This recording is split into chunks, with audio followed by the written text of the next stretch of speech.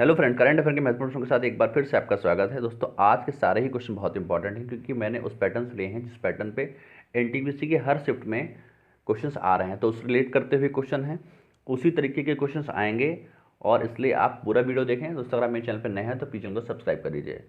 Video start करते हैं। देखिए, पहला क्वेश्चन कह रहा है कि अंतर्राष्ट्रीय पुस्तक मेला 2020 का आयोजन कहाँ हुआ। देखिए, अंतर्राष्ट्रीय पुस्तक मेला 2020 का आयोजन हुआ है शारजाह में। अदर ऑप्शंस को देखें तो लखनऊ में इस बार का युवा महोत्सव हुआ है, ठीक है, युवा महोत्सव यहाँ हुआ और डिफेंस एक्सपो भी यहीं हुआ था, ठीक है, डिफेंस एक्सपो भी लखनऊ में हुआ है। दिल्ली में सतत विकास सम्मेलन हुआ है और मॉस्को में इस बार ब्रिक्स सम्मेलन हुआ है। तो देखिए, इन सारे ही ऑप्शन से कोई ना कोई क्वेश्चन बनता है, इसलिए आप अदर ऑप्शंस को भी देखें, ठीक है, ध्यान रखें। मैंने कोशिश की है कि एक क्वेश्चन से कम आपको 4 क्वेश्चन तो मिलने ही चाहिए। तो 20 क्वेश्चन है, इस हिसाब से आपके 80 क्वेश्चन हो जाएंगे, तो आप वीडियो में अंत तक बने रहें। अगला क्वेश्चन देखिए, भारत सरकार ने पूर्ण रूप से मलेरिया का उन्मूलन किस वर्ष तक रखा। देखिए, मलेरिया का उन्मूलन रखा है 2030 तक, एड्स का भी 2030 तक ही रखा है और इलेक्ट्रिक वाहन जो हैं इनके लिए भी 2030 तक रखा है। 2025 तक टीबी का रखा है, ठीक है, टीबी का उन्मूलन रखा है 2025 तक। किसानों की आय दोगुनी के लिए 2022 तक रखा है और 2024 तक डिजिटल रेडियो लॉन्च करने के लिए बात की गई, ठीक है, डिजिटल रेडियो लॉन्च करने के लिए। तो चारों ही टारगेट, चारों ही लक्ष्य आपको याद होने चाहिए। अगला क्वेश्चन देखिए, 17वीं लोकसभा के मंत्री परिषद में सामाजिक न्याय एवं अधिकारिता मंत्रालय किसके पास है। देखिए, सामाजिक न्याय एवं अधिकारिता मंत्रालय किसके पास है, वो है थावरचंद गहलोत के पास। गजेंद्र सिंह शेखावत के पास जल शक्ति मंत्रालय है। सदानंद गौड़ के पास रासायनिक उर्वरक मंत्रालय है, ठीक है, रसायन उर्वरक मंत्रालय है। अर्जुन मुंडा के पास जनजाति मंत्रालय है। तो चारों ही मंत्री याद हो। देखिए, एक कैबिनेट मंत्री या राज्य मंत्री या स्वतंत्र प्रभार मंत्री पूछा जा रहा है, राज्यों का एक राज्यपाल पूछा जा रहा है या वहाँ का मुख्यमंत्री पूछा जा रहा है। तो जितने भी मंत्री राज्यपाल हैं आप इनको याद करके जाएं। अगला क्वेश्चन देखिए, बजट 2020-21 में स्वच्छ भारत मिशन के लिए कितने रुपए का आवंटन किया गया। देखिए, स्वच्छ भारत मिशन के लिए कितने किया गया, 12,300 करोड़, ठीक है। बाकी के जो आवंटन हुए उनको भी देख लीजिए। जल शक्ति मंत्रालय या जल जीवन मिशन के तहत जल जीवन के लिए 11,500, शिक्षा के लिए 99,300, ये शिक्षा के लिए, और स्वास्थ्य चूंकि इंपॉर्टेंट है, स्वास्थ्य के लिए 69,000 करोड़ का आवंटन इस बार बजट में हुआ था। तो ये चारों ही टारगेट, क्योंकि इस बार का डेटा जो पूछा जा रहा है वो बजट से रिलेटेड पूछा जाता है कि शिक्षा मंत्रालय के लिए कितना और जल शक्ति मंत्रालय के लिए कितना, मनरेगा के लिए कितना, ये आप याद रखें। अगला देखिए, किस मंत्रालय द्वारा सृजन पोर्टल, सृजन देखिए पोर्टल बहुत सारे लॉन्च किए गए हैं, तो किस मंत्रालय ने किए हैं, किस राज्य सरकार ने किए हैं, केंद्र सरकार ने किया है, तो किस विभाग ने किया है, इस तरीके के क्वेश्चंस भी बहुत आ रहे हैं। तो आप याद रखिए, सृजन पोर्टल बनाया है रक्षा मंत्रालय ने, ठीक है, रक्षा मंत्रालय ने जो भी डिफेंस से रिलेटेड आप मशीनों का या उसकी चीज़ों का आप आयात करते हैं उनको घर में ही या उनकी देश में ही बनाने का प्रावधान है, उसको प्रोत्साहित करना है। तो ये बनाया किसने है, सृजन पोर्टल, ये बनाया रक्षा मंत्रालय ने।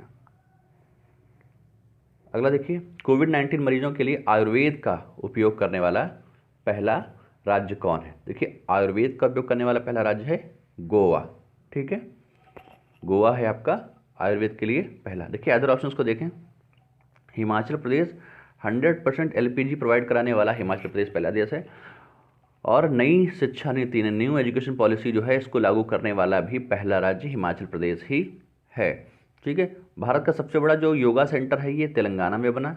हालांकि ये क्वेश्चन पुराना है, लेकिन क्वेश्चन पुराने भी बहुत पूछे जा रहे हैं। जितने भी खेल की इवेंट हैं वो ज़्यादातर पुरानी ही पूछी जा रही हैं, और जितने अवार्ड हैं जो साहित्य में दिए गए हैं, जैसे व्यास सम्मान हो गया, ज्ञानपीठ हो गया, इसको भी 2019 का पूछा जा रहा है।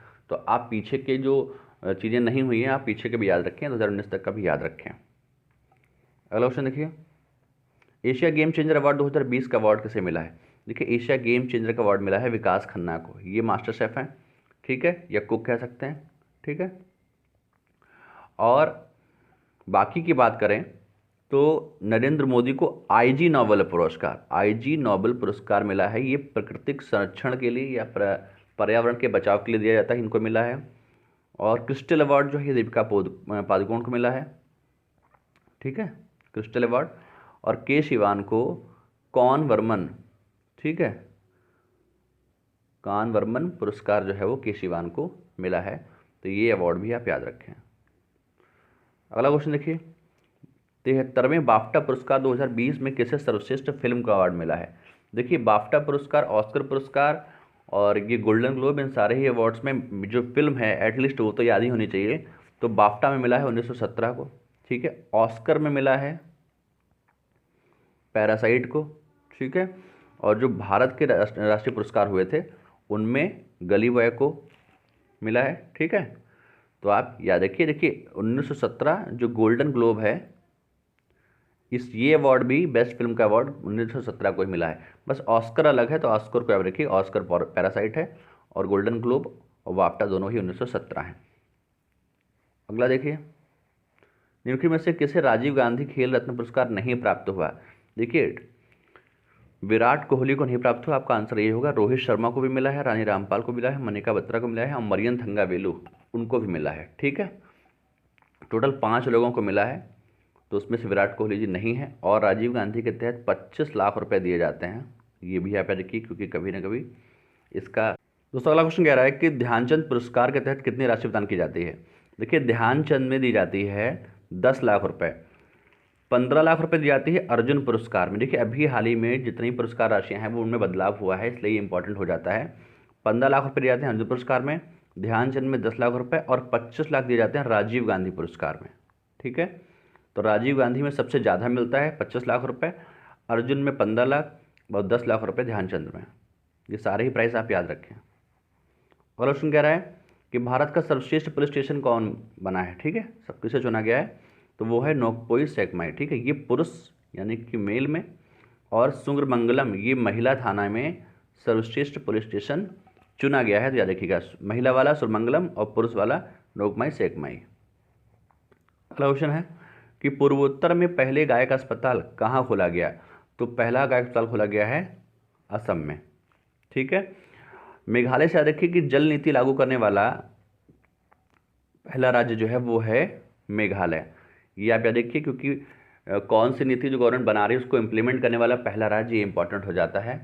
अभी एलपीजी को 100% लागू करने वाला, 100% एलपीजी प्रोवाइड कराने वाला पहला राज्य हिमाचल प्रदेश बना है, और जल नीति लागू करने वाला पहला जो है वो मेघालय बना है। और हिमाचल की एक और आप याद रखिए कि हिमाचल ही है जो नई शिक्षा नीति लागू करने वाला पहला राज्य बना है, ये भी। देखिए अगला क्वेश्चन कह रहा है कि वाईफाई की सुविधा प्राप्त करने वाला 5500 नंबर का स्टेशन कौन सा है। तो वो है महुआ मिलन, ठीक है। 5500 नंबर का ये है।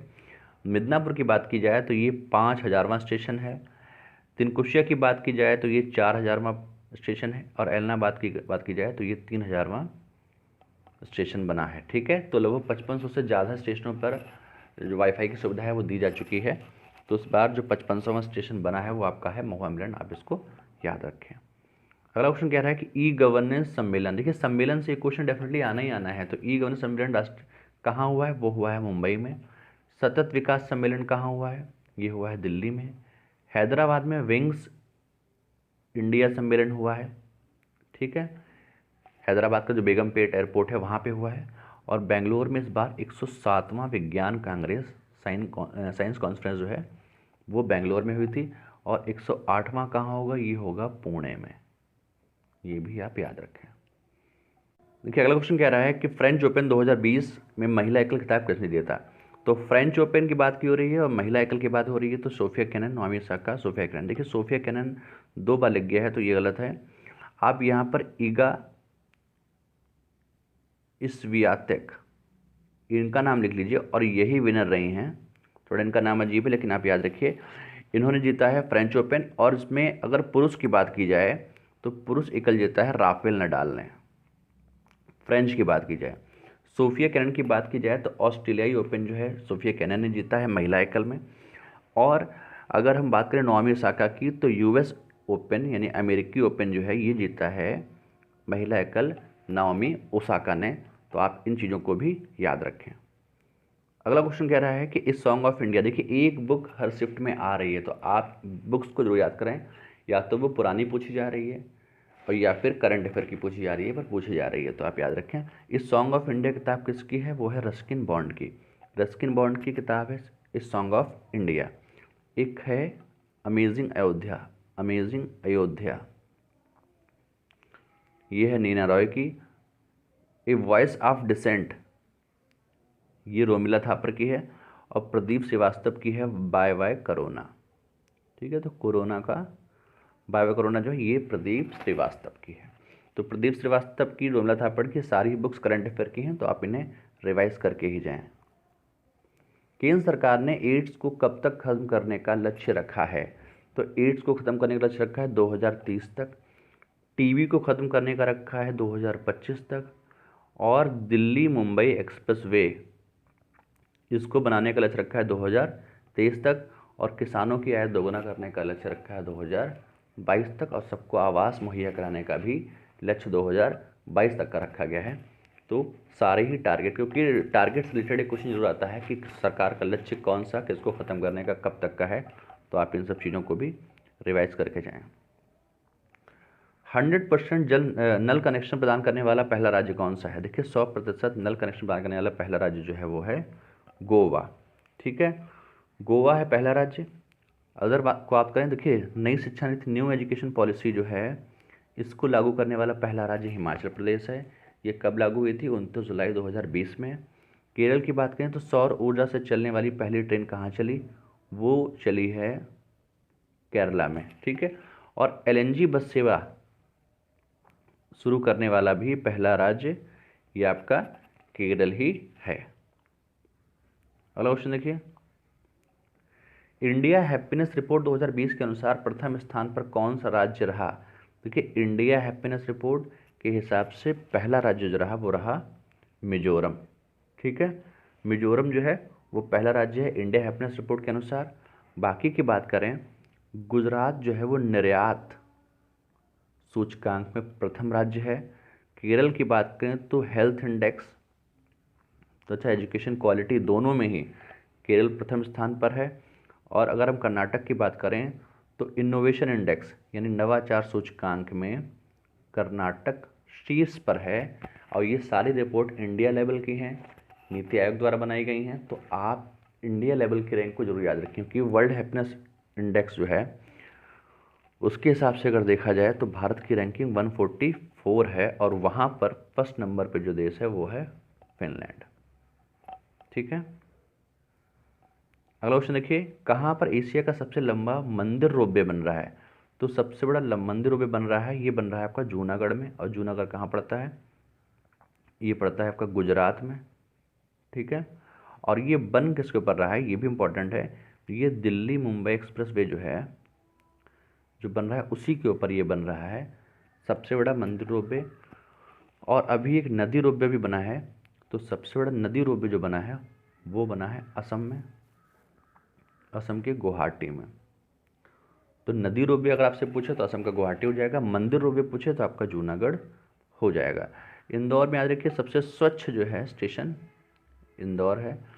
अभी जो स्वच्छता रिपोर्ट आई थी उसके तहत सबसे स्वच्छ शहर का दर्जा लगातार 4 वर्षों से इंदौर के पास ही है। तो आप इसको भी याद रखें। तो दोस्तों सारे ही क्वेश्चन बहुत ही इंपॉर्टेंट हैं, और सारे ही क्वेश्चन रिलेटेड जो मैंने आपको चीज़ें बताई हैं आप उनको भी याद कर लें। दोस्तों चैनल पर नए हैं तो प्लीज़ चैनल को सब्सक्राइब कर दीजिए।